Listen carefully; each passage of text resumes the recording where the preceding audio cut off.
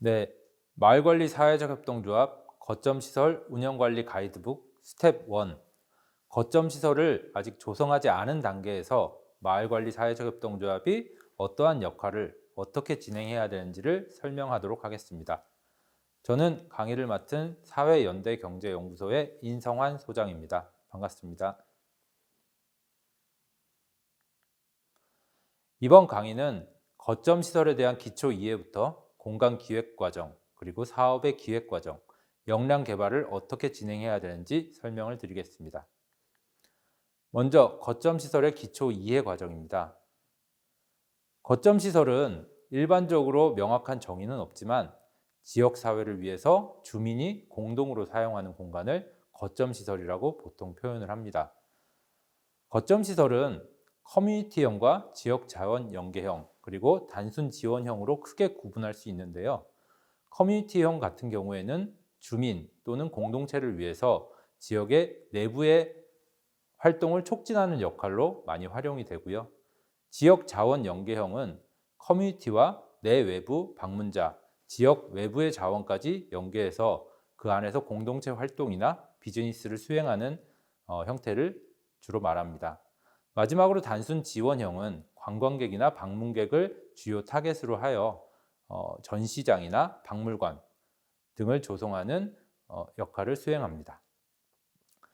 본 가이드북에서는 거점 시설을 마을관리 사회적 협동조합의 특징에 맞게 도시재생 활성화를 목적으로 조성되는 공간으로 공동체 활동, 그리고 지역에 필요한 서비스를 제공하는 시설, 지역 경제 활성화를 위한 사업 수행의 공간으로 정의를 하고 거점 시설에 대해서 설명을 드리겠습니다. 거점 시설은 말씀드렸다시피 지역 주민의 공동체 활동, 그리고 수익 창출을 위한 장소 또는 기반 시설로서의 기능을 수행합니다. 거점 시설의 용도는 각 도시재생 활성화 계획에 따라 굉장히 다양하게 활용되고 있는데요. 가령 주민복지의 용도 같은 경우에는 마을 회관이나 공동체 프로그램, 문화센터 등의 용도로 활용될 수가 있겠고요. 육아와 돌봄의 용도로 거점 시설이 지어졌을 경우에는 키즈카페, 공동 육아시설, 그리고 돌봄시설, 재활시설 이런 용도로 사용 가능합니다. 만약에 그 해당 지역이 작업이나 경제활동에 초점을 맞추고 있다면 마을 작업장, 그리고 지역 카페, 지역 술집 등의 사람들이 모이면서 수익을 창출하고 비즈니스를 활성화하는 공간으로 활용될 수 있습니다.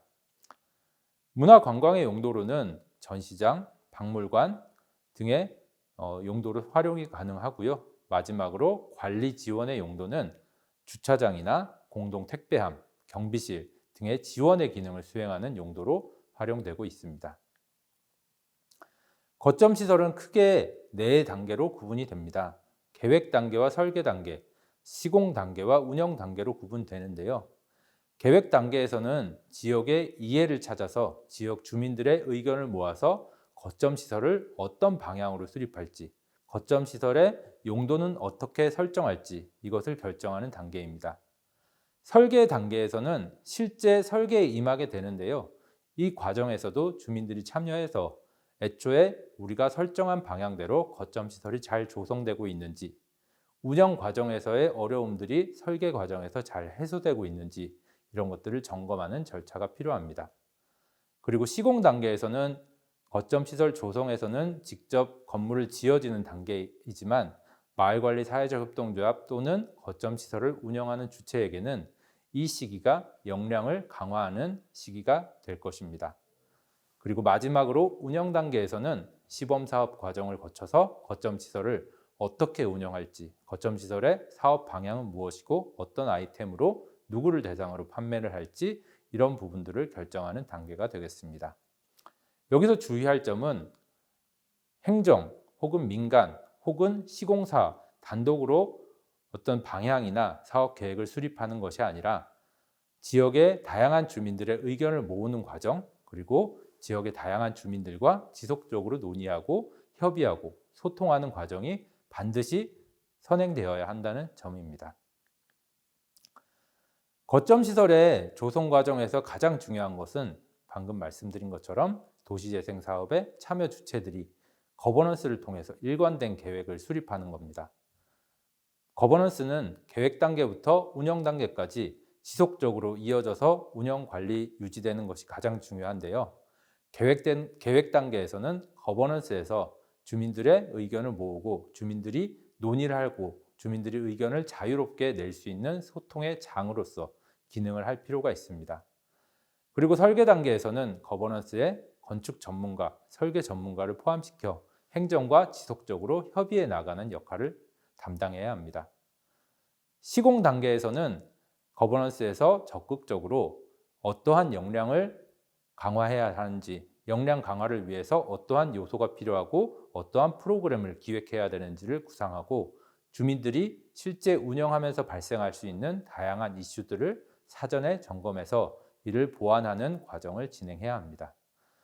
마지막 운영 단계에서 마을관리 사회적 협동조합이 혼자서 감당할 수 없는 운영 부분의 이슈나 애로사항들을 행정, 전문가, 그리고 다양한 지자체의 구성원들이 함께 모인 거버넌스가 초기 운영 단계의 어려움들을 해소하고 도와주는 역할을 진행해야 합니다. 거점 시설 운영 체계에 대해서 설명드리겠습니다. 거점 시설 운영 관리 주체는 크게 행정이 하거나 민간이 하는 두 단계로 구분되어 있습니다.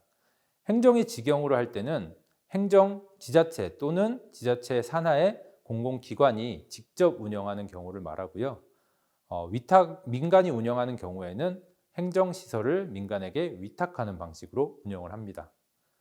운영관리 주체의 선정 시기는 대개 거점시설 조성 전후 즈음이 일반적인 과정인데요.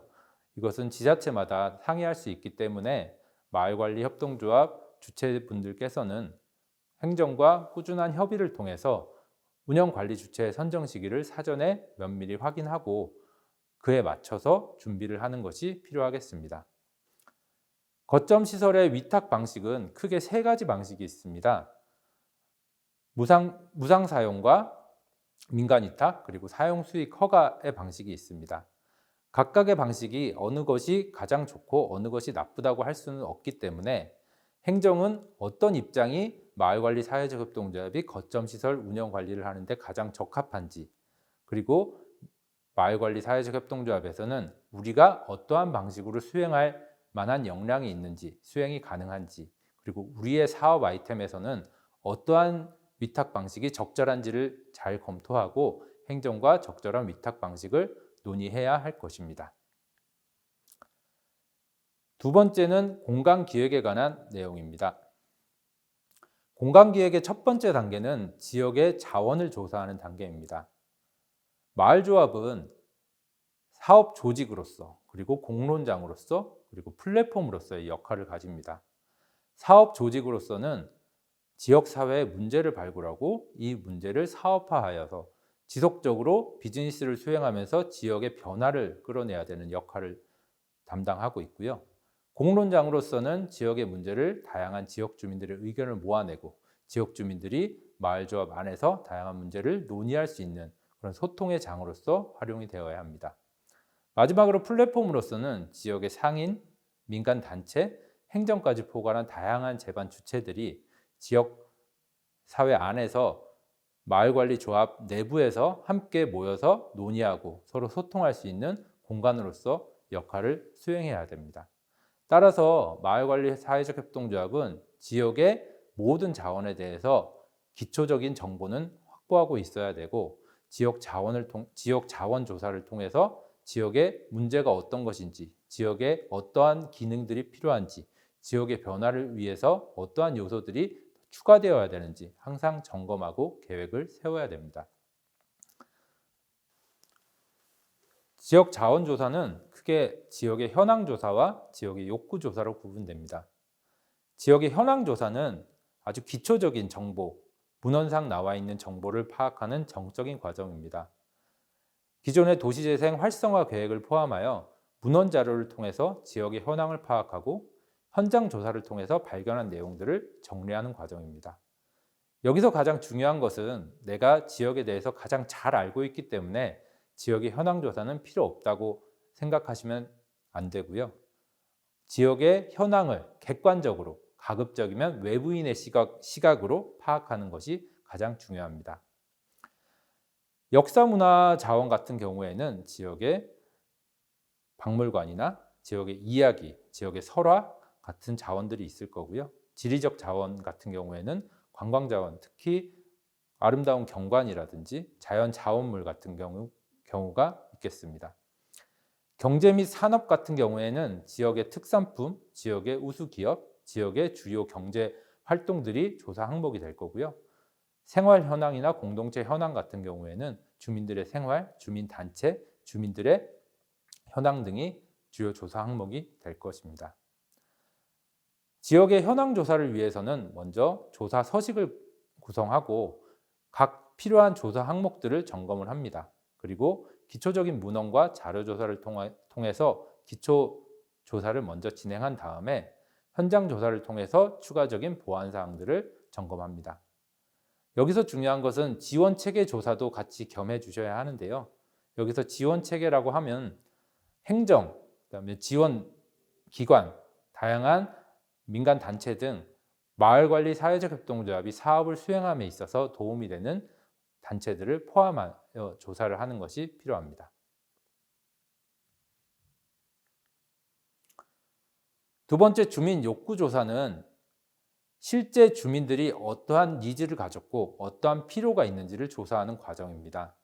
지역에 거주하거나 생활하고 있는 주민을 대상으로 지역의 문제와 변화 욕구를 확인하는 과정이 되겠습니다.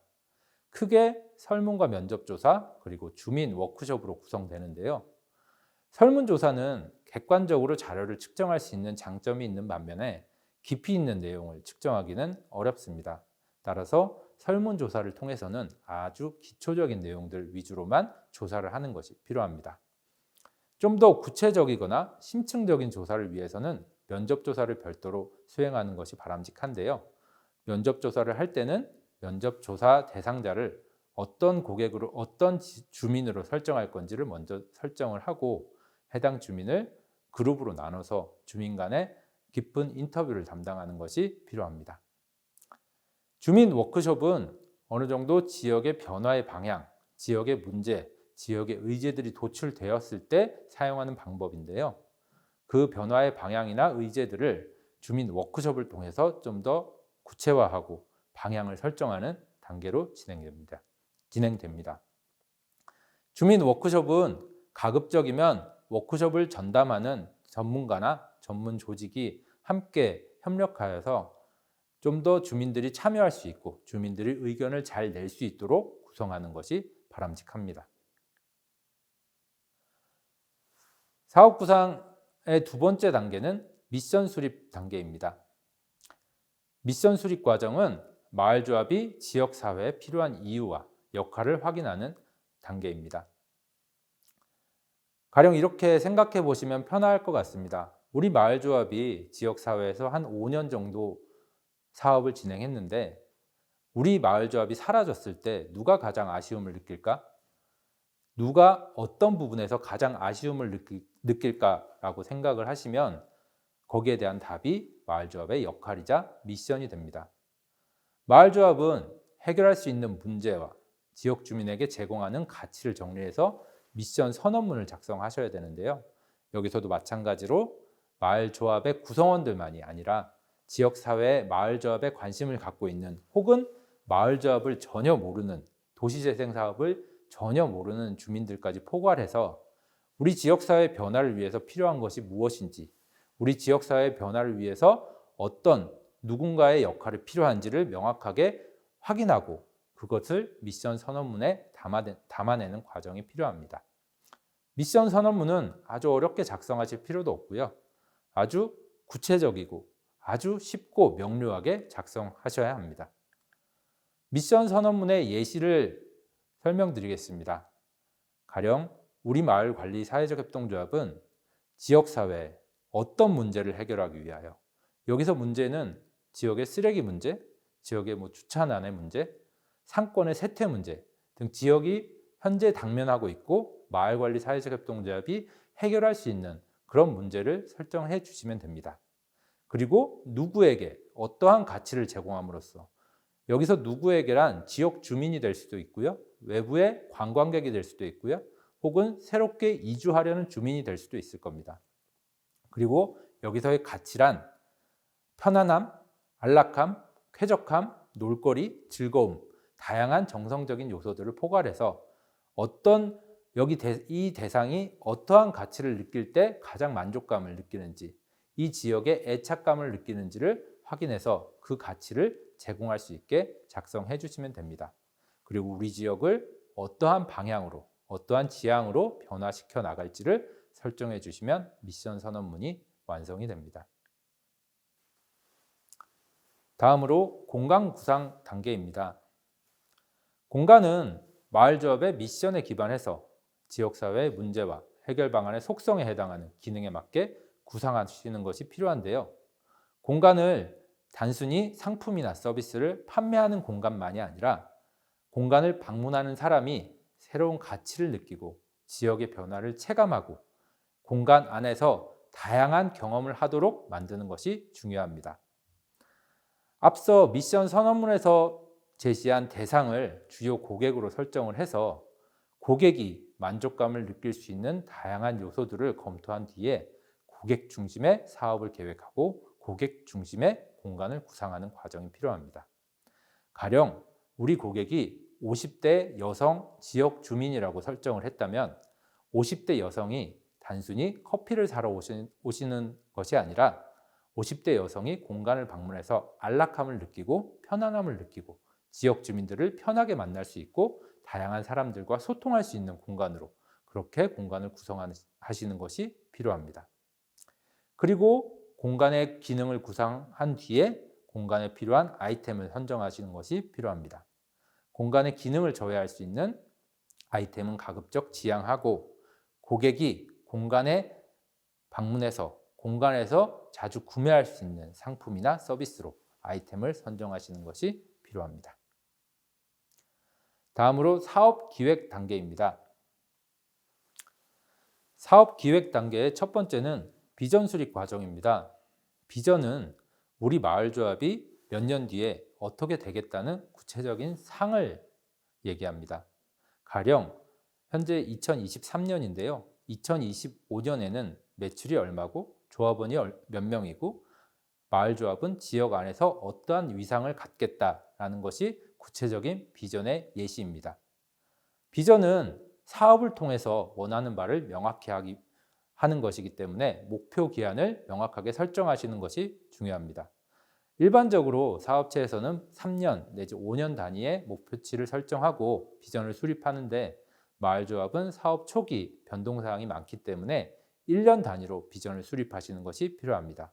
가령 내년에는 매출 얼마를 달성하겠다, 조합원을 몇 명 더 늘리겠다, 그리고 지역사회에서 더 많은 고객들과 연대활동을 수행하겠다, 이런 비전을 설정하시고 비전에 맞춰서 우리의 사업이 제대로 진행되고 있는지 점검하시는 과정이 필요합니다. 그리고 목표치는 당연히 너무 허황되게 잡지 마시고 지역사회의 변화, 정책의 변화, 트렌드의 변화를 고려해서 예상되는 변화를 예측하고 실현 가능한, 우리가 조금 노력했을 때 도달 가능한 수준으로의 목표치를 설정하시는 것이 중요합니다. 두 번째는 핵심 가치의 설정입니다. 여기서 핵심 가치란 조합원으로서 해도 되는 것, 그리고 하지 말아야 할 행동을 명확히 알려주는 역할을 합니다. 우리 조합은 어떤 원칙을 바탕으로, 어떤 기준을 바탕으로 조직을 운영할 것인지, 그리고 지역사회는 어떠한 원칙과 기준이 가장 유용한지를 먼저 사전에 점검한 뒤에 조합원들, 그리고 지역사회 구성원들, 마을조합과 연관된 다양한 주체들과 함께 우리 조합의 핵심 가치를 설정하는 과정이 필요합니다. 여기서 핵심 가치란 너무 어렵게 생각하실 필요가 없고요. 소통, 도전, 고객 중심, 이런 우리 조합이 가장 우선적으로 지향해야 할 가치들을 설정하시면 됩니다. 다음으로 중요한 것은 상권 분석 과정입니다. 흔히 오해하시는 것 중에 하나가 상권 분석은 입지 선정 전에, 그러니까 거점 시설을 어디에 조성할지를 계획하는 단계에서 해야 되는 것 아니냐라고 생각하시는 분들이 많은데요. 물론 그 단계에서의 상권 분석도 중요하지만 이미 선정된 입지에서 우리가 고객을 어디서 얼만큼 확보하는지를 판단하기 위해서도 상권 분석은 매우 중요합니다. 상권 분석을 위해서는 고객을 분석하고 경쟁을 분석합니다. 원하는 고객이 거점 공간을 방문할 가능성을 살피는 것이 고객 분석의 과정이고요. 거점 공간의 기능과 유사한 기능을 제공하거나 유사한 아이템을 판매하는 경쟁 매장을 분류한 뒤에 인기 품목과 품질 등에 대해서 상세히 점검하는 것이 경쟁 분석의 과정입니다. 상권 분석의 과정은 지역 조사의 과정과 유사합니다. 지역 조사 과정에서도 문헌 조사를 한 뒤에 현장 조사를 한 것과 마찬가지로 상권 분석도 간접 조사라는 방식으로 현재 지도상으로 우리 지역을 면밀히 검토하는 과정을 먼저 선행합니다. 그리고 직접 발로 뛰는 조사를 통해서 우리의 유동인구는 어떤 특성을 가지고 있는지, 어떤 시간대에 주로 이동하는지, 이동하면서 걸음걸이는 어떤지, 속도는 어떤지, 어디를 지향하는지, 방문의 목적은 무엇인지를 유추하고 예상하는 것이 직접 조사의 과정입니다. 고객의 분포를 기준으로 상권의 유형은 크게 세 가지로 나뉘는데요. 밀집형의 경우에는 반경 1에서 2km 내에 고객의 50%가 있는 경우, 일반형의 경우에는 고객의 50%가 반경 3km 이내에 있는 경우, 광역형의 경우에는 고객의 50%가 반경 5km 이내에 있는 경우를 주로 말합니다. 우리가 위치한 상권이 밀집형인지 일반형인지 광역형인지, 우리의 고객이 주로 밀집되어 있는지 멀리 분포되어 있는지에 따라서 우리가 어떻게 홍보할지를 결정할 수 있기 때문에 우리 상권의 유형을 특정하는 것은 매우 중요한 과정입니다.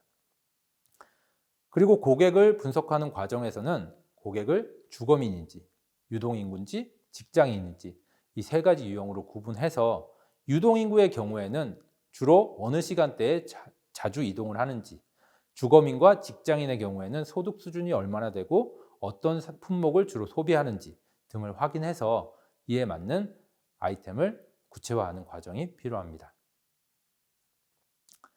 다음으로 진행되는 과정은 비즈니스 모델 수립 과정입니다. 흔히 비즈니스 모델이라고 하면 어디서 어떻게 돈을 버는지를 뜻하는 경우가 많은데요. 실제 비즈니스 모델은 고객에게 가치를 어떻게 창출해서 어떻게 고객에게 제공하는지를 말하는 경우가 많습니다. 따라서 고객은 가치에 대한 대가로 비용을 지불하는 것이 일반적이기 때문에 고객 가치를 설정하고 고객의 가치를 공간에 담아서 상품 또는 서비스화하는 것이 중요합니다. 고객 가치를 설정하는 단계에서는 먼저 고객을 특정하고 우리가 경쟁에 대비해서 어떠한 우위 요소가 있는지 확인하는 과정이 필요합니다. 가령 고객이 커피를 산다고 하면 가격인지, 품질인지, 공간의 질인지, 브랜드인지 구매를 결정하는 요인이 있는데요. 그 구매를 결정하는 요인에서 우리는 어떠한 지점에서 우위를 지니는지를 확인하고 우위를 지니는 품목에 대해서 가치를 확정하는 것이 중요합니다. 고객 가치 제한의 예시입니다. 지역사회에서 노인을 대상으로 한 돌봄 서비스에 대한 가치 제한입니다. 지역사회에서 핵심 문제를 먼저 발굴을 했죠. 크게 4가지의 핵심 문제를 발굴을 했습니다.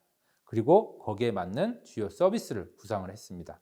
사회적 경제 통합 서비스, 전문 재활 서비스, 보호자 케어, 그리고 일상관리 서비스를 구상을 했습니다. 그리고 유사한 서비스를 제공하고 있는 공공과 민간의 서비스에 대비해서 차별화 요소들을 결정을 했습니다. 접근성, 공공성, 그다음에 비용의 적정성, 그리고 선택의 자율성. 여기에서 핵심 가치를 도출하고 핵심 가치를 통해서 돌봄이 가장 필요한 사람에게 집 또는 근처에서 필요한 전문 서비스를 제공하고 보호자도 함께 행복할 수 있도록 지원하는 것을 가치 제한으로 설정한 사례입니다. 다음으로 설정할 것은 수익 모델입니다. 흔히 상품을 제공하고 상품을 판매하면서 비용을 지불받는 것을 수익 모델의 일반적인 케이스로 이해하시는 경우가 많은데요. 수익 모델은 굉장히 다양하게 있습니다. 가령 누가 비용을 지불하는지, 고객이 직접 비용 지불을 하는 경우도 있고요. 공공이 비용을 지불하는 경우도 있습니다. 혹은 그 해당 고객을 원하는 제3의 스폰서가, 제3의 기업이나 다른 이해관계 당사자가 비용을 지불하는 경우도 있죠. 그리고 비용 지불의 목적은 무엇인지, 물건을 구매한 대가로 비용을 지불하는 것인지, 아니면 이를 위한 광고를 위해서 비용을 지불하는 것인지, 지불의 방식은 즉시 지불하는지, 연 단위로 결제를 하는지, 월 단위로 구독 결제를 하는지, 가격 정책은 어떠한지, 이런 것들을 판단해서 우리 마을조합에 필요한 수익 모델을 설정하는 것이 중요합니다. 이러한 요소들이 다 결정이 되면 비즈니스 모델 캔버스라는 형태를 통해서 사업을 구체화하는 것이 필요합니다. 사업에 관한 역량, 사업의 파트너, 예상되는 비용 항목과 원가, 고객을 유지하는 방법과 같은 경우에도 SNS, 주민 공동체, 다양한 소모임 등을 활용해서 고객을 유지하는 방법들이 있을 수 있고요. 고객과 어디서 만날지, 우리만의 특별한 서비스가 무엇인지를 결정해서 하나의 캔버스 안에 비즈니스 모델을 그려내는 것이 비즈니스 모델 수립의 마지막 단계입니다. 마지막으로 역량 개발 과정입니다. 역량 개발을 위해서는 가장 먼저 우리의 역량 수준을 평가하는 것이 필요합니다.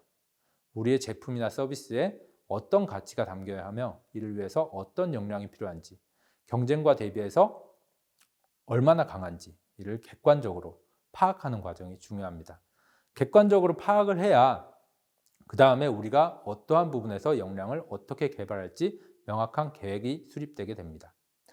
역량을 평가하기 위해서는 물리적인 역량과 비물리적인 요소, 가령 평판이나 우리의 기술적인 요인까지 분석을 해서 우리의 수준이 어느 정도인지를 확인하는 과정이 필요합니다. 그리고 마을조합에게 필요한 크게 세 가지 역량, 공동체 역량과 비즈니스 역량, 그리고 직무 역량을 개발하는 과정이 진행되어야 됩니다. 마을조합은 주로 지역사회에서 비즈니스를 진행하기 때문에 지역 주민 간의 소통 과정, 갈등 관리 과정이 매우 중요합니다. 비폭력 대화 같은 여러 프로그램을 통해서 주민 간의 관계를 회복할 수 있고 주민 간의 관계를 촉진하는 공동체 역량을 개발하는 것이 필요하고요. 많은 마을조합에서 부족한 것이 비즈니스 역량입니다. 마을조합은 비영리 사회적 협동조합이지만 엄연한 사업체이기 때문에 마을조합에게 필요한 경영 능력, 재무 능력, 마케팅 능력, 이와 같은 비즈니스 역량을 우선적으로 개발할 필요가 있습니다. 마지막으로 우리 사업 아이템에 필요한 직무 역량 개발입니다. 예를 들어 카페라고 한다면 바리스타의 역량이라든지 아니면 돌봄 서비스라고 했을 때 돌봄 수행 역량이나 소통 역량이라든지 우리 사업에 필요한 직무 역량을 개발하는 과정이 진행되어야 될 것입니다. 마지막 단계는 기초회계 스텝 1입니다. 회계라고 하면 많이들 복잡하고 어려워하시는 경우들이 많은데요. 너무 어렵게 생각하실 필요는 없고요. 회계라는 것은 우리가 가진 재무적 정보를 명확하게 나타내는 하나의 과정이라고 인식을 하시고 회계를 통해서 우리 조직이 처한 현실, 우리 조직이 처한 상황을 객관적으로 확인할 수 있다는 점을 항상 상기하시면 됩니다. 회계는 크게 재무회계, 관리회계, 세무회계로 구분되는데요.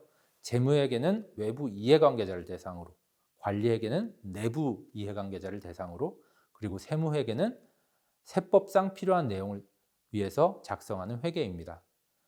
마을관리 사회적 협동조합이 비영리 사회적 협동조합이기 때문에 세금과는 무관한 것 아니냐라고 생각하는 분들도 계신데요. 마을조합도 엄연히 사업체이기 때문에 세금을 납부하고 부가세를 납부하는 등 모든 납세의 의무를 부과하게 됩니다. 따라서 세금에 대한 충분한 교육과 이해를 하시는 것이 필요합니다. 기초회계에서 가장 중요한 것이 손익추정 과정입니다. 손익추정을 위해서는 매출과 비용을 추정해야 됩니다. 매출을 위해서는 평균 객단가를 예측을 해서 평균 객단가에 몇 명의 고객이 방문했는지를 확인해서 총 매출을 추정합니다. 다음 단계로 비용 추정 단계에서는 우리 거점 시설을 운영하는 데 필요한 재료비를 산정해서 매출 원가를 추정하고요. 임대료와 인건비, 홍보비 등을 다 합산해서 판매 관리비를 추정합니다. 매출에서 매출 원가를 제하고 나면 매출 총이익이 되는 것이고요. 여기서 매출 총이익에서 판매비와 관리비, 아까 말씀드린 인건비와 임대료, 홍보비 등을 제외하면 영업이익이 됩니다. 일반적으로 영업이익이 우리의 손익이 되는 것이고요. 영업이익을 기반으로 우리 사업체가 얼마나 벌고 있는지 혹은 얼마나 벌어야 하는지 이것을 확인할 수 있습니다. 자, 마을관리 사회적 협동조합 거점시설 운영관리 가이드북 스텝 1의 마무리입니다. 이번 단계에서 중요한 사항들을 다시 한번 복습해 보도록 하겠습니다. 거점시설은 도시재생 활성화를 목적으로 조성되는 공간으로 공동체 활동 그리고 지역에 필요한 서비스를 제공하는 시설, 지역경제 활성화를 위한 사업 수행의 공간입니다. 공간 기획을 위해서는 지역 자원 조사가 필요하고요.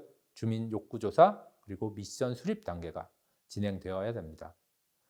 사업 기획을 위해서는 비전 수립과 핵심 가치 설정, 그 다음에 기초 상권 분석을 한 뒤에 비즈니스 모델을 수립하는 과정이 중요합니다. 다음으로 역량 개발을 위해서 우리의 역량을 객관적으로 평가하고 공동체 역량과 비즈니스 역량, 직무 역량을 개발하는 단계가 진행되어야 됩니다. 기초 회계는 재무 정보를 장부에 기입하고 정보를 전달하는 과정으로 손익 추정을 해서 우리 마을조합이 건강하게 운영될 수 있도록 준비하는 과정이 필요합니다. 이상으로 이번 강의를 마치겠습니다. 감사합니다.